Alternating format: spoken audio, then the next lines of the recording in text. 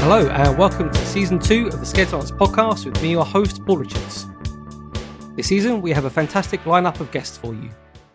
The author and journalist Jon Ronson joins us to talk about his new book, The Castle, and the BAFTA award-winning filmmaker Mark Jenkins stops by to discuss one of our films of the year, Rose of Nevada.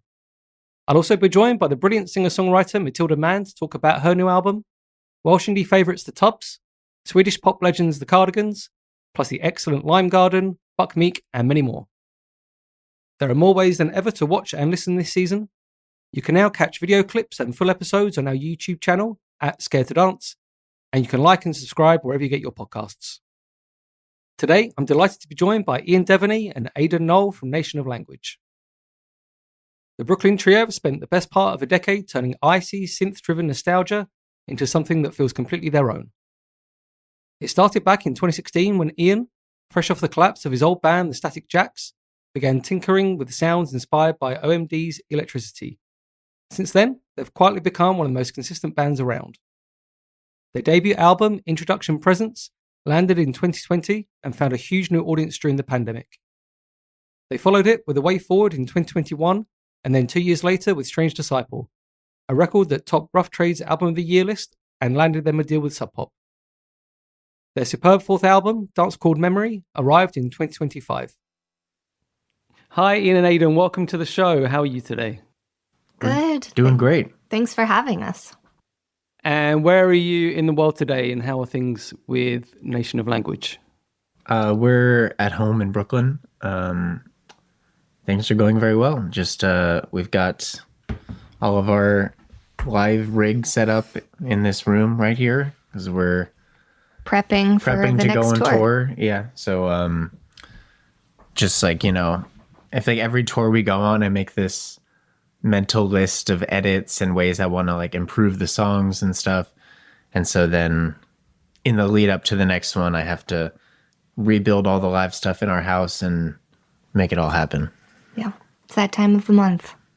So how much rehearsal time do you guys put in before a tour? Kind of depends. We're really well rehearsed on most of this material. These shows that we're about to be playing are still for the last record that we put out. But we do want to add a couple new songs, so we'll probably do, A handful. a handful of rehearsals. I would say we never do quite enough. Yeah. Or like we could, I definitely talked to friends in other bands and realized how much they practice. And I was like, oh, that sounds better, probably. And you mentioned a couple of new songs there. Are they unreleased songs that are going to be on the next album, or perhaps the singles club that you've been doing? Well, I think the ones she's referring to are songs that from our catalog that we just haven't played before. From the recent album. Yeah. There's like a handful of songs from the most recent record that we haven't played out. Which ones are they? Of Wait, which is the last song on the record, and Now That You're Gone. And so just trying to, it's like, you always sort of like build them on all the synths, figure it all out, and then you realize that, all the other material has been honed over every tour. And so you sort of try to get ahead of that. Like you want it to stand up against all the things that have been in the set for a long time. And so there's lots of overthinking to be done. Mm-hmm. And you guys are playing Primavera, right? Yes. Yeah, that's our first show back after this little break. So Yeah, that's Primavera really exciting. Porto. Yeah. No warm-up show? No warm-up show. Straight into Straight in. Primavera. Have you played there before? We have, We and it was have. actually one of my favorite shows of ours that we've ever played. Yeah. We really had like very little idea of what to expect, but And we were all sick. I was the sickest of all. yeah. But then we just like took the stage at the bottom of a hill, and the hill was packed with people, It was like sunset. and they were all so kind to us, and it was Really great. one of the best shows of that tour. So. How's playing a show while you're sick? I felt so much better by the end of that show than I did going into it, and it was just the adrenaline helped But Ian has played many, many shows sick. Yeah, I have what you might call a very weak constitution. And so I get sick on tour all the time. And I've gotten better at dealing with it these days. But especially when we first started, I was like, because every time I get sick, I lose my voice immediately. And I'm like, I have one job in this world, and now I can't do it. And I'm out here in like Switzerland.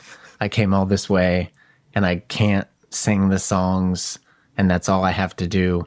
The irony is that every time Ian performs sick, we get so many compliments after about how it felt so raw and real and like, yeah, that's because I was dying. fighting for my life. How do you cope with it, though? I mean, I've been DJing for about 20 years now, and I can at least hide behind a DJ booth if I'm under the weather, but I haven't got to sing in front of people. I mean, it's, on this last tour, I was like, got very sick, and the height of my sickness was we were playing in Paris, and I just kept taking like cold medicine, and I slept the entire day until it was time to walk into sound check. I sang one song, my voice like wasn't there. I went back to the bus, fell back to sleep, woke up, ate some food, played the show, went back to the bus, went back to sleep. And it's really just like, I mean, that is one of the very nice things about having a bus. Yeah, that's a new development for us. We had never traveled that way before this past tour. And it's a game changer. Really. It is.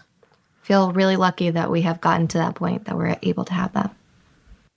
And what happens on the bus? Is it like watching a lot of movies while you're traveling, or reading, or what do you guys do? There's definitely movies. There's a lot of football and baseball games and hockey games. We have various sports fans in our crew. And mostly sleeping or like hiding in our bunks. Yeah, I think just like the ability to sleep at any point in the day in a bed really makes like staying, like not getting burnt out and sick on tour much easier. Yeah.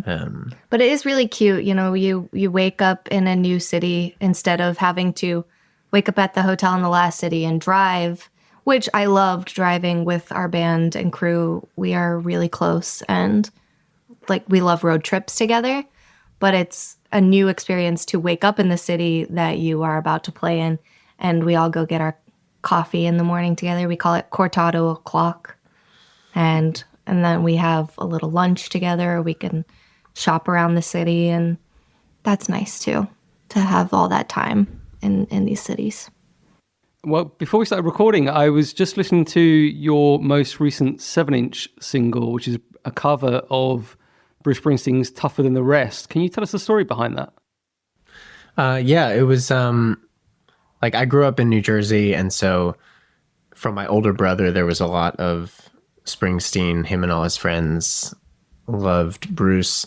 But the record Tunnel of Love and that song sort of like missed us somehow. And it wasn't until kind of later in life that song started to enter my consciousness. And then we were having this one, I wish I could remember where it was. There's one show that was like really great and really emotional, and just one of those ones where you get off stage and you're like, we did it. That was amazing. And which is not how they all end. But sometimes we just shake each other's hand and say, we did it. But, or I'm like, I blew it. No. But yeah, like right after we got off stage, our sound engineer, Skinny, he usually selects like what song is going to play right after we leave the stage. And so we're never exactly sure what it's going to be. And he played Tougher Than the Rest after I got off stage at the show, and it just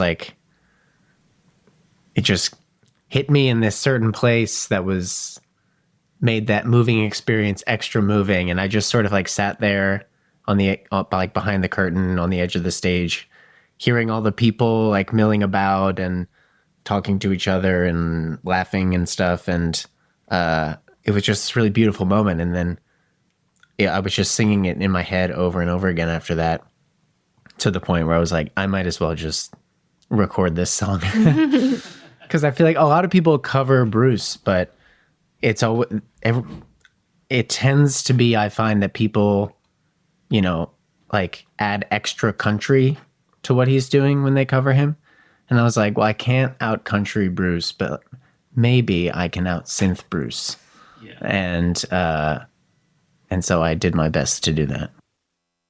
And with the singles club you're doing, have you got any more covers planned, or is it going to be more original material? The B-side to that cover is an original song. And it's coming out very soon. Yeah, and it's one of my favorite songs that it just hasn't like fit within the albums that we've put out. It's always in contention, but once you get to the end where you're choosing, you know, the final layout of the album, it's been... I remember specifically not chosen for whatever reason or another. On our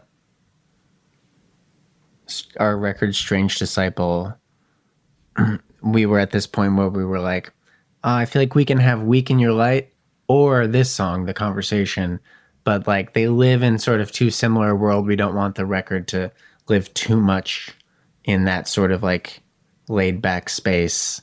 And so we'll choose Week in Your Light. And that was almost like a coin toss for me, which that ended up being one of our most popular songs. And so it's probably good that that ended up being how the coin landed. But yeah, this song, The Conversation, is one of my favorites that I've ever written. So, well, I thought we'd talk about your most recent album, Dance Called Memory, which was one of my favorite records of last year. And whilst I was doing a little bit of research, I saw in an interview with you, Ian, you said the album was a great way of distracting yourself when you're depressed. Is that solely where that record came from a writing perspective? Pretty much. It was like I went through this like period of just kind of like a lot of life changes in a pretty condensed amount of time. And it sort of felt like maybe I could have dealt with more of them better if they weren't all piling on each other. But it left me feeling very kind of like defeated and sort of shocked, because it was, you know, I was like 33, 34 years old, and that was the first time that I had to like go to therapy and go on antidepressants. And I sort of thought that by the time I hit my mid-30s, if I hadn't needed those things, that I'd be good. And so to realize that that's wrong, and sort of these things can happen at any stage of your life, was kind of jarring. And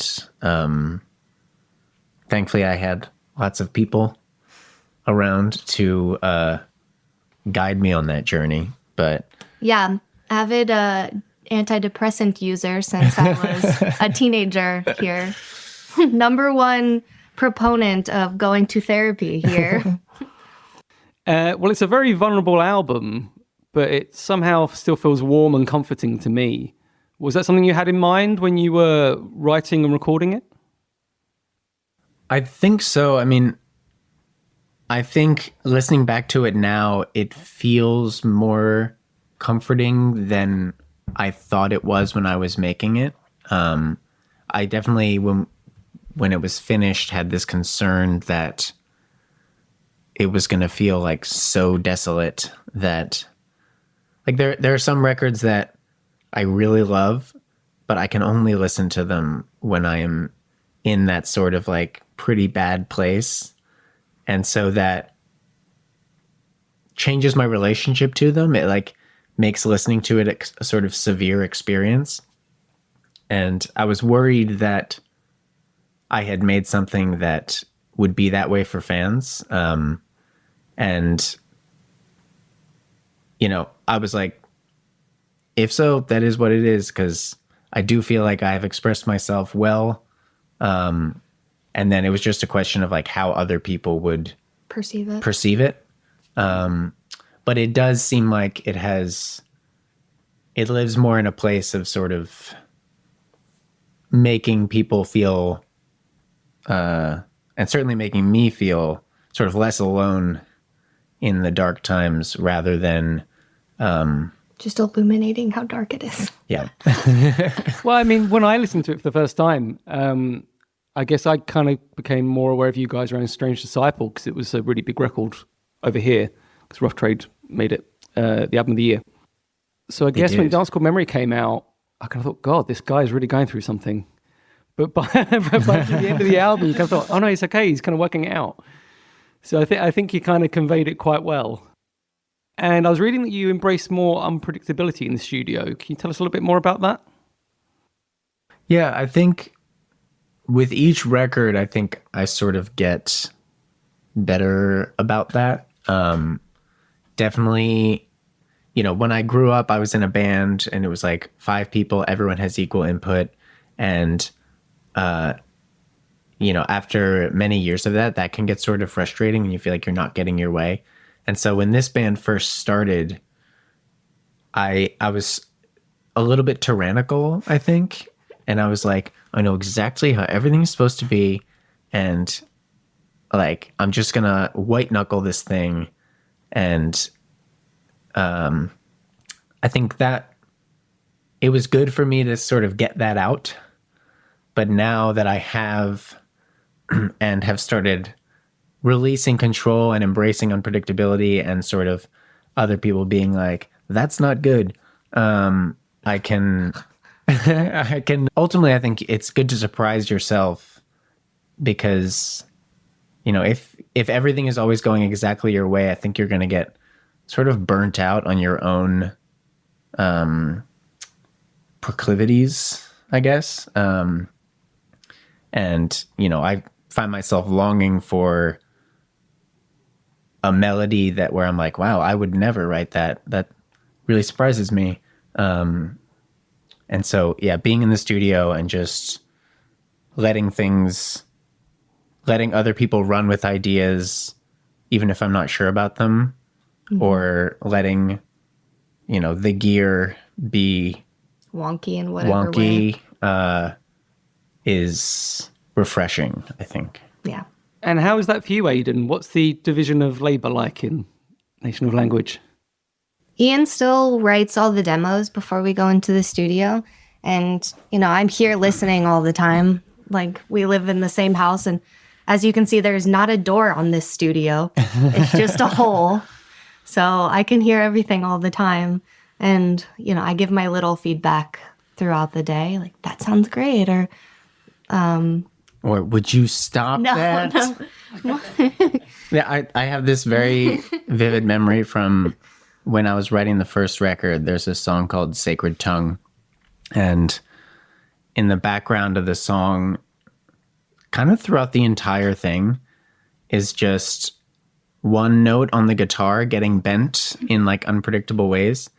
And at that point, especially, I was not good at recording myself. And so I played it all like 3.5, 4 minutes.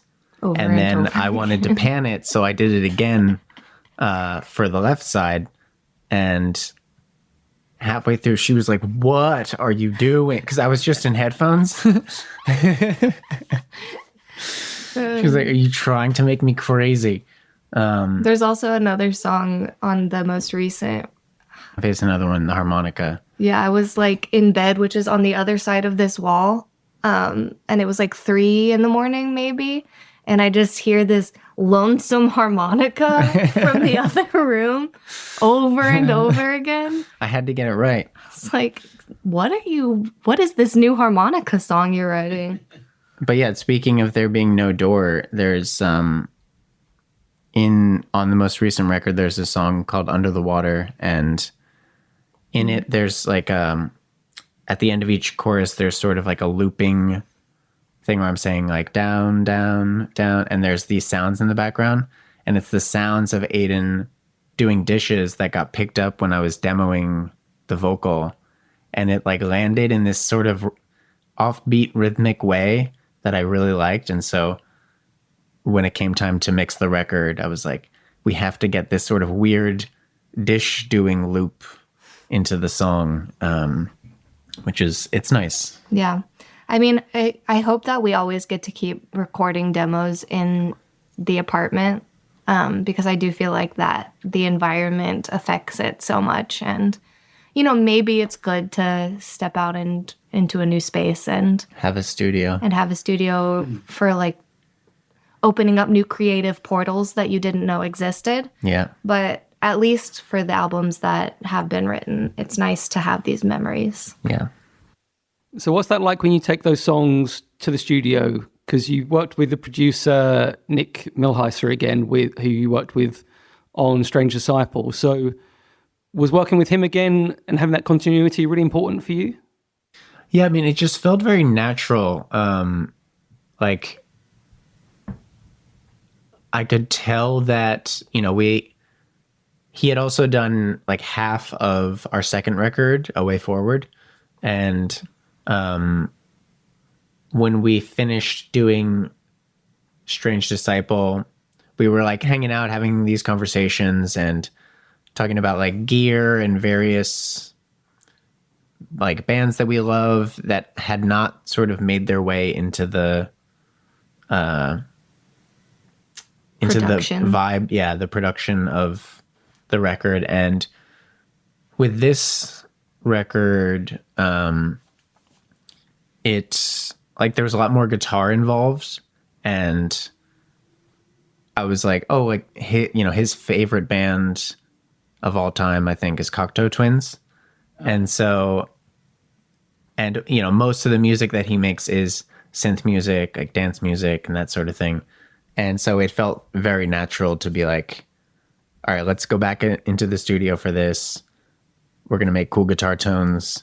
We're going to grab some synth that we don't usually grab so that we're like adding that extra bit of unpredictability, and kind of let things expand on their own. And you referenced both Kraftwerk and Brian Eno when the album came out. I wondered if you could talk to us a little bit how they were influences, and if you can just expand on how you interpret their theories on music, because they come at quite different angles. Yeah. I remember I first sort of came across this idea that there were these two schools of thought about synth music when we were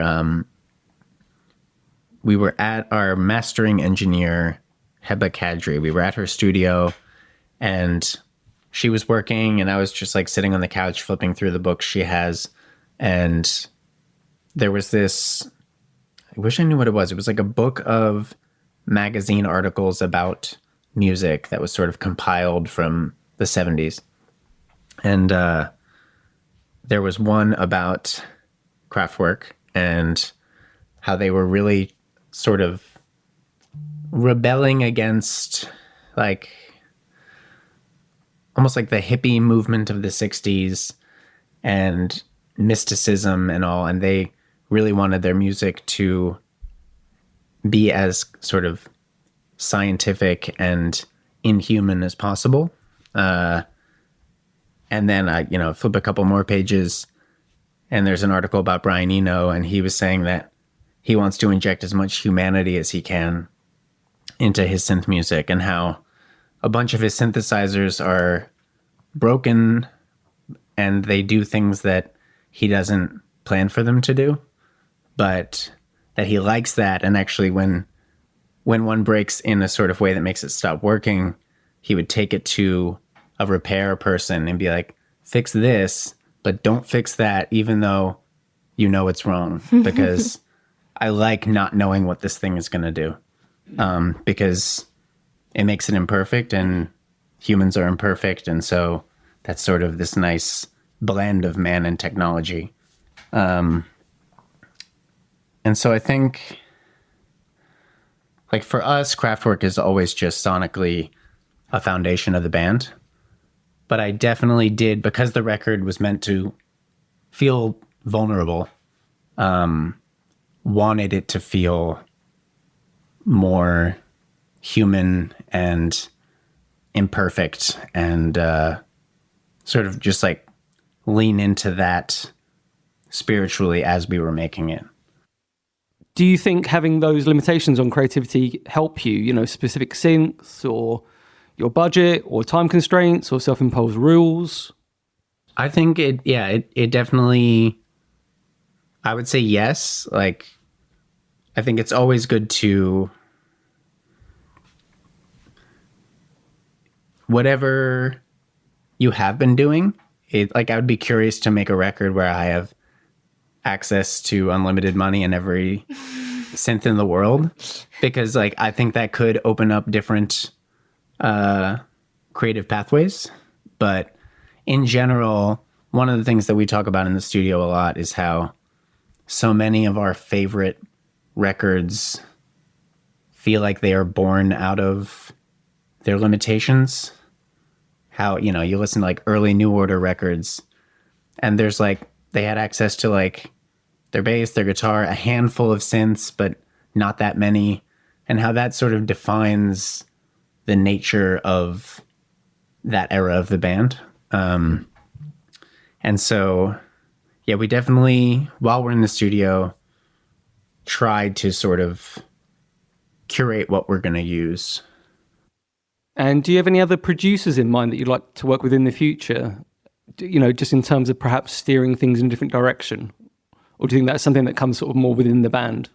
There's a project we're working on right now with a producer, but I think I'm not supposed to talk about it yet. Outside of Nation of Language, or? Yeah. Well, in a sort of collaborative sort of way. And so I do have an answer. And I don't want this to come out and for him to hear and be like, what about me? But it won't happen. It will never happen. No, I'm saying like he would be my answer. He would be your answer. But I can't say it. Yes. But sorry. What about like a dream producer? Some like I don't really have dream producers so much. It has been really nice working with people who are truly just your friends. I feel like at the end of the day, you know, we'll have like a Coors Light with Nick and hang out with his dog, and like that's a nice, like relaxing environment in which to make a record. And there are these other types of producers where it's very much like, you know, we have a working relationship, or, you know, they're like so, what's the word I'm looking for? Eccentric, that like they don't feel like real people from the outside, that it just feels like, yeah, maybe we should just keep working with people that are our friends, that we grow to know and love. Well, going back to Brian Eno, he was all about setting the, you know, the right atmosphere for things to come out in the studio. It wasn't, you know, I think I've read quite a lot of books about Brian Eno. I really recommend On Some Faraway Beach by David Shepard. That's a really great book. I think even Brian Eno would admit he's maybe not the best technical producer in the world. But, you know, if you look at the Eno documentary that came out a year or two ago, the stuff that he does in the studio of like getting things out of bands is kind of incredible, really, of just setting that right environment. Yeah, I think a lot of the role of a producer can just be getting the best thing out of the band. Like, it's never like a problem to me if like the producers we've worked with, Abe Seifert and Nick Milheiser, they both do have profound technical knowledge, but you know, if a producer doesn't, like, that's what an engineer is for, is to like facilitate the vision that you and the band are coming up with. So like, yeah, I mean, it could be cool to work with Brian, you know, if he would have us. But yeah, I think I almost just like don't know that many producers almost. And I sort of have this thing where if, you know, every couple of years there's like someone who's produced all the most popular records, and I'm like, well, then I'm not super interested in working with that person now because everyone else has already done it. And Yeah, I don't know. It's like some like punk attitude, like that is deep within you that will never die. Yeah, just the chip on my shoulder. Yeah. Yeah. Well, on Dance Called Memory, I think there's a really special run of tracks, or they're at least my favorite run of tracks on the album. I'm Not Ready for the Change, Can You Reach Me, and Inept Apollo. I was wondering if you could just tell us a little bit more about those songs. Yeah. I'm Not Ready for the Change, I think, is maybe the best, like, sort of thesis for the record, where, you know, it's really just, yeah, like being overwhelmed when life is throwing too many things at you at the same time. And that was one where, you know, speaking of like having fun with guitar tones, that was one that really sort of like blossomed in the studio, and like the tones that I had on my demo were wildly insufficient, and there was no like sort of breakbeat element to it, which was something like Nick really loves like old MPCs, like the sampling machines that were sort of the foundational to like hip hop, and he's like a whiz on them. It's like he doesn't have any of the new ones. He just has the ones from like the 90s. And watching him work on these things is like so crazy in the age of, you know, just like chopping things up on a computer screen. And so he like had sampled in this record that had this one break, and then was like chopping it up and reordering it on his little machine. And it really just like, yeah, made the song blossom in this whole new way that made it one of the more sort of memorable and special recording experiences for me, of having a song go from this thing that I liked into this thing that I really loved. And Can You Reach Me is like very unusual as far as a Nation of Language song goes. There's like not really much percussion element to it, which is pretty unusual for us. And yeah, it sort of feels like the most like songwriterly song I had written up to that point, which, you know, made it feel very like personal and important that it be on the record. That was one that I feel like I was, not from within the band, but most questioned on, of like, you sure? And I'm like, this song is crucial to, this is the keystone that holds the whole record together. And yeah, it's like, performing it live is always a very intimidating experience. It's very much a naked experience for you, I feel like. Yeah. And it always makes me cry. Which Ian doesn't like me telling people, but it's true. Like, standing up there listening to him sing that song it's extremely moving. It takes me back to that era of our life when I was so worried about him. And I mean, the vulnerability is very true in that song. And then Inept Apollo was one where like I had this riff and a handful of lyrics they were from like the earliest days of the band, actually. And I had an entirely different song, but yeah. And at some point I rediscovered the demo and the riff just was stuck in my head for like days and days. And it was this nice moment of being like, you know what, I'm going to salvage the parts that I really love from this song and cast the other things aside, which is not something that I'm traditionally very good at. And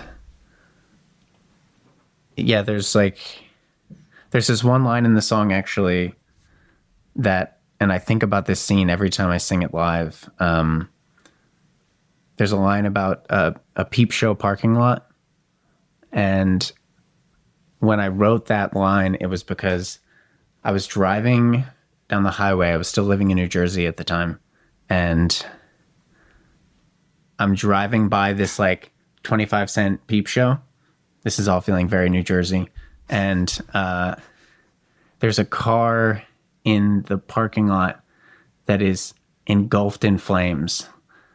And I was like, this is an extremely vivid image. And again, in like post-Sopranos world, feels just very New Jersey.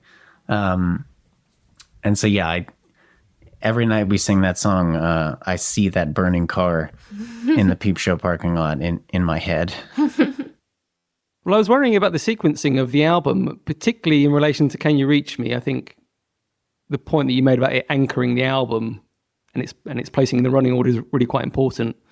And I was wondering, did you feel any extra pressure when you were recording this album? Because it kind of felt like with Strange Disciple, you kind of went over the top as a band. So what's that like for you guys in the band? You know, do you, can you sort of feel that? I mean, thankfully with this record, I was so sort of consumed with wanting to express my depression that I really was not concerned with outcomes so much. And so, you know, I think, you know, you always just try to keep that at bay and just like focus on what feels, you know, engaging and interesting and true to you. But yeah, with this record, I was with Dance Called Memory, I was just like, this thing is like a document that I need to exist in the world, and whatever happens.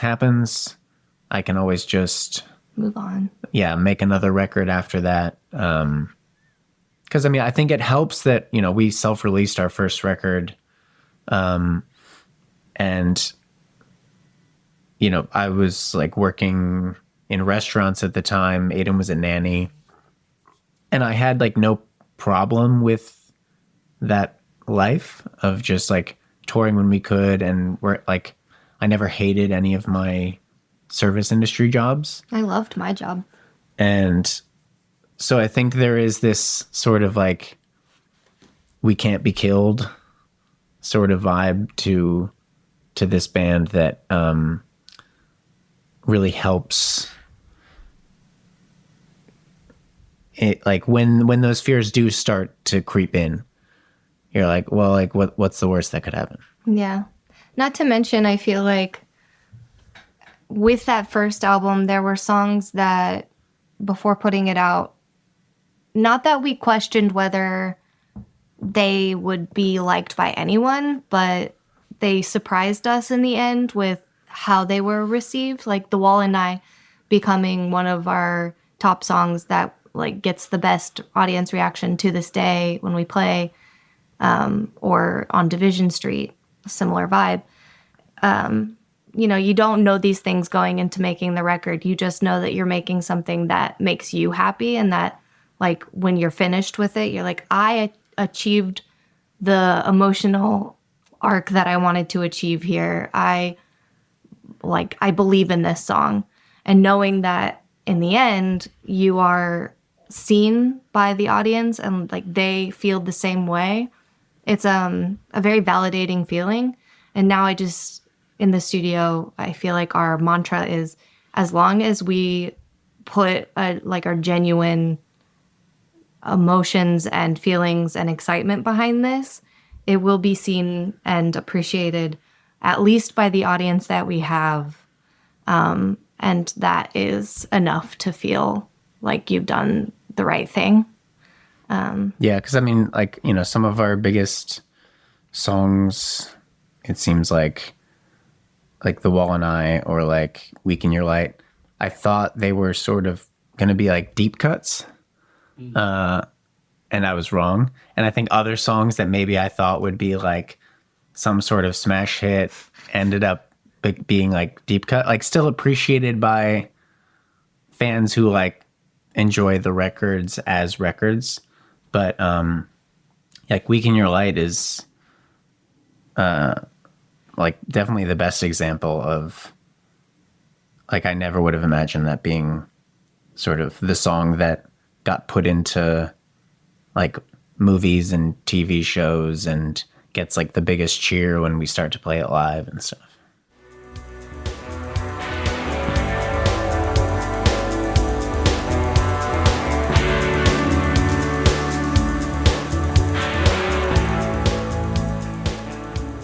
I was reading around the time of Strange Disciple, Pitchfork said the band are learning what it means to get bigger and better. Do you feel like that's happened? Is progress really that linear? I mean, I think In certain places, yes. Like we still play some very small shows in some cities when we're on tour. But it is kind of amazing how in Brooklyn or London or Seattle or LA or Berlin, we're able to play bigger and bigger venues every time we come back. And that is like a testament to like radio, which we love and like we want to give back to as much as given to us, or podcasts like this, like really trying to, when you're not on tour, or even when you are on tour, I guess, to give back to those platforms, because like I do feel like that has helped us so much to continue growing up into the right, instead of feeling like, oh, we plateaued and now you know, what are we going to do next? Yeah, I mean, it does, it certainly feels, each record does feel, you know, like the shows do keep getting bigger, or like, you know, as she was saying, even if we're playing a small show in some like very small city somewhere, maybe we couldn't have gone and played a show in that city at all. Yeah, that's true. I think, yeah, it is sort of nice that each record does really just feel like sort of like one foot in front of the other. I think if we had in some capacity like blown up off of some like hit single, I think that would be a strange thing for me to like contend with mentally. Because I don't know, there's like, yeah, just putting one foot in front of the other and like you recording the album, going on tour, sort of like putting in that work over and over again and being sort of, there's almost like a daily commute aspect to it that makes the growth feel very sort Earned. of, yeah, like natural and, well, not natural in this, like lucky is really what it is, but yeah, maybe earned. I'd say earned. I think our team would also say earned. Yeah. My manager would be like, do you have any idea how hard I work? And what's it like being on Sub Pop now? The last record came out on Sub Pop, and you were previously with PS on your earlier records. Does it feel like a jump? I mean, yeah, certainly like, An emotional achievement. yeah. Sub Pop has been such an icon.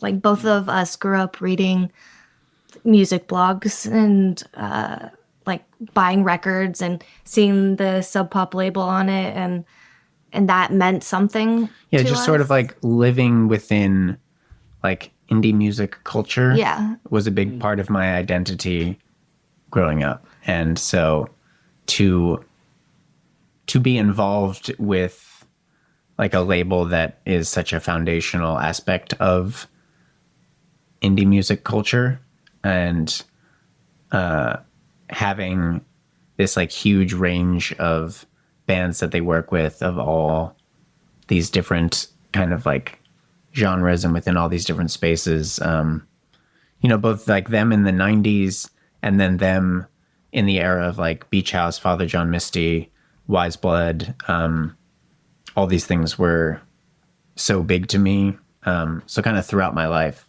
Sub Pop has been this presence that I sort of never thought that they would like deign to look my way. But it turns out they're really cool, actually. And Ian, you were previously in the band Static Jacks. Did it give you a different perspective when it came to Nation of Language? Because I was wondering, I have a few friends that were in bands in their, let's say, early 20s, and then maybe released a couple of albums, and then it sort of naturally ended, and then they started a new band in their 30s. And I think they work much harder now because perhaps the youthful naivety of like, oh, we're on a magazine cover, or oh, we're on the radio, or, it just happens. And obviously it just doesn't just naturally happen. So I was wondering, do you have sort of more appreciation this time around? For sure. I think the big lesson that I think I got from being in that band, well, aside from, I think one of the, we dropped out of college or university after one semester which was foolish, really. We dropped out because like this one label was like, we want to take you to dinner and set up a showcase. And which showcase meant like a show in like a basement venue for 20 people. And we were like, oh my God, we've made it. We're out of here. And then we never heard from them again. And but that made us be like, okay, we're going to meet up like 5 to 6 days a week at the same time every morning. And we're just going to practice and write every single day. Because we have, sort of torpedoed the life path we were on. And so like, let's really dig in. And so we did that. We started playing like DIY shows in Brooklyn. And so I think there was a real kind of work ethic about making music that was instilled in me through my bandmates. But then also, we ended up putting out 2 records. And the first one, we got to tour in Europe and all over the US. And then we made the second record, and people kept telling us like, oh man, like this is going to blow up. Everything you guys had before, like double it. That's what you're going to see now. And it just like did not pan out that way. We were in this sort of quagmire of, we like couldn't get played on the radio because we weren't touring through certain markets, but we couldn't book shows in those markets because we weren't getting radio. And so it all just sort of like fell apart. People started going back to school. And I was like, well, I really don't want to do that. And so, I'd been writing all these songs, and I think so the lesson there is like, never listen to anybody that says you're going to blow up, and like be prepared for the worst case scenario. Yeah. Like hope for the best, expect the worst, and stay flexible. Yeah. That's what my grandpa always used to say. So how did Nation of Language start then? Was it just your idea, or Aidan, were you? No, she joined up a little later, actually. It started as just sort of like a writing exercise of, I was in the car with my dad, and the song Electricity by OMD came on, specifically the Din disc version that Martin Hannett produced. And it was just like, at that point I was really only listening to like guitar punk records. And in my mind, synth music was this thing that was like very perfect and gridded, and I just like wasn't very interested in it. But this song was like, it was synth music, but it was so sloppy and kind of raw, and it was about like alternative energy. And I was like, oh, wait, it's actually really cool. And it sounds like something that I could actually make myself. And so like, let me see if I can write a song where I'm just using like a bass guitar and a synthesizer. And after I had done a couple songs like that, some friends were like, let's try to play these songs. And so we played them at a bar in Kenilworth, New Jersey. And then, yeah, all of a sudden, everyone like got jobs that took them to California. And Aiden, who had never played any instrument before, was like, if you can teach me these synth parts, like, I'll try them. And then it worked. It really worked. So it sounds like you sort of came to synth pop music maybe a little bit later than I maybe initially thought. Were you sort of getting into like New Order and OMD then, and other sort of 80s synth pop? Well, yeah, it's funny because when I was very young, like some of the first musical memories I have are around like my dad, or both my parents playing New Order around the house. But I think, you know, when in the lead up to forming this band, I was just in a very sort of snot-nosed phase of my life. And so I just sort of wanted whatever the like worst sounding, angriest music was. And not to mention, I feel like your dad has always been on the like front edge of what indie music was as well. So he like wasn't listening as much to those old songs anymore. He was like showing you. Yeah. Like he's someone who never wants to be like sort of stuck in the past musically. You know, anytime he asks me for music recommendations, he's like, it has to be a band I can go see live. Like, don't tell me some obscure band from the 70s. Like, I don't want to be like a dad who's only like, there's been no good band since Zeppelin. Mm-hmm. And so he's just really inspiring, honestly. Yeah. Especially because I can feel the pull already. Yeah. Gotta resist. But yeah, I feel like that era of your life was so driven by like punk music, and then hearing a punk version of synth music was very eye-opening. Yeah. I thought we could just touch on what it's like to be in a band in 2026. I've been doing Scared to Dance for almost 17 years now, and it feels like the landscape of things are just shifting so quickly. It's scary, honestly. This summer, I feel like a lot of bands are having to cancel tours or festival slots because the oil prices are so high, and the like flights are really expensive. I mean, the cost of doing business is so high, and you're not seeing the like reverse of, you know, like people also don't have any money because of the cost of living. Right. So they can't buy records. They can't buy as many show tickets, even if it's a band that they love. Yeah. I think that is like the big,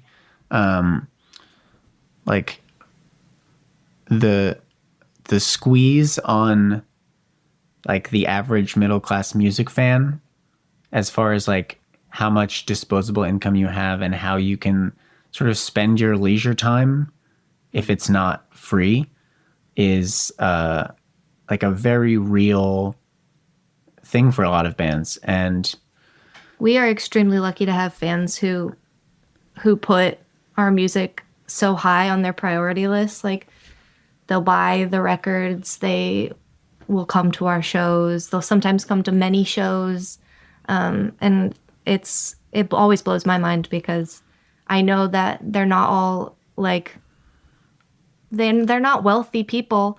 They're just regular people, and they are like giving their hard-earned money to us, and it really means a lot. Yeah, and I think it also, you know, we try. There's like an old school indie or punk whatever band, the Minutemen, and they had the phrase "we jam econo," of like doing things, like trying to keep everything as affordable as possible for the fans by trimming every sort of extraneous luxury for themselves in the way that they work and in the way that they tour. And I think that really implanted itself in my head. And, you know, like we're always trying to like call more tickets from promoters to sell directly to fans so that like ticket fees are lower and stuff like that. So we do put like a real concerted effort into trying to make it so people can actually come to the shows. But I think, yeah, well, first of all, not everyone in a band would know about these things. Our manager makes it a high priority for us to be able to do that. And he knows how to have these conversations with promoters without hurting their feelings.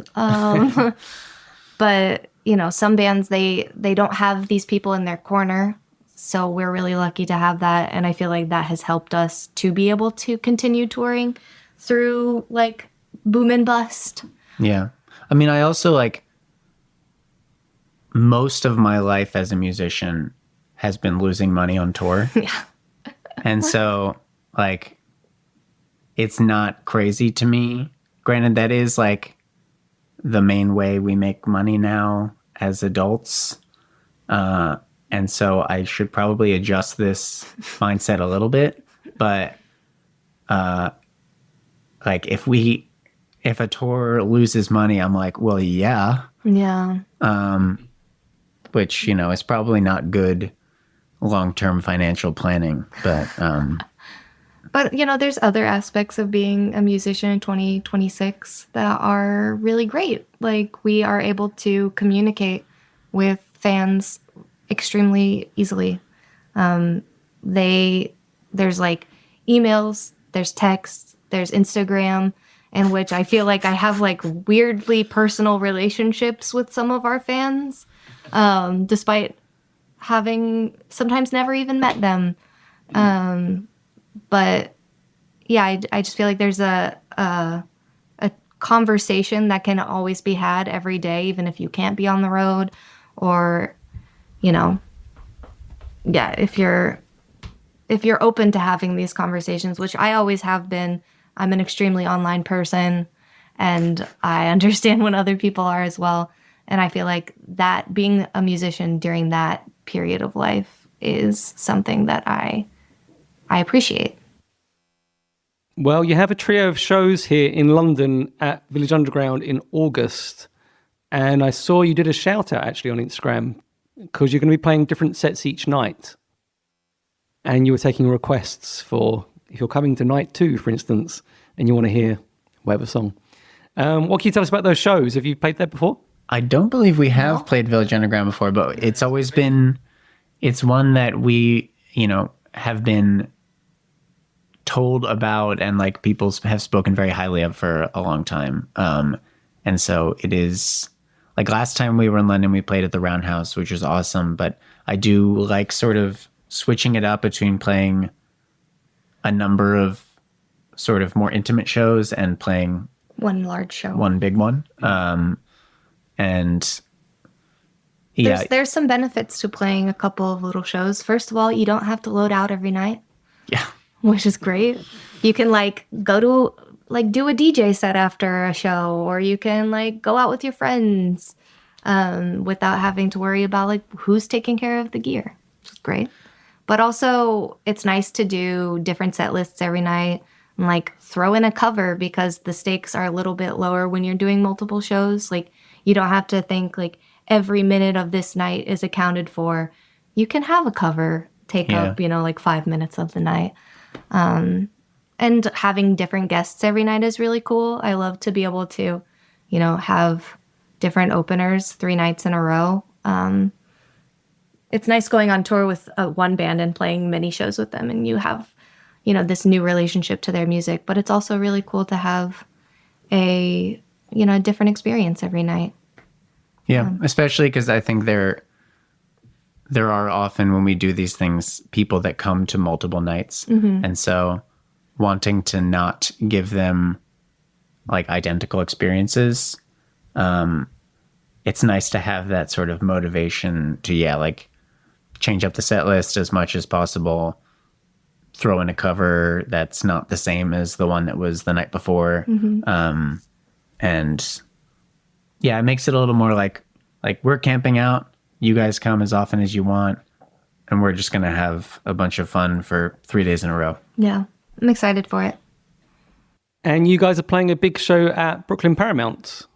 I saw our old friends, the Pains of Being Pure at Heart, are opening, who are really important to the beginning of Scared to Dance. That first album was one of the catalysts for us starting. So, sounds like it's going to be a great show. Yeah, during our initial courting phase, Ian shared a Pains of Being Pure at Heart song with me, and it became like the only song I would listen to for weeks. And so, getting to, surprisingly, I don't think I've ever even met any of them.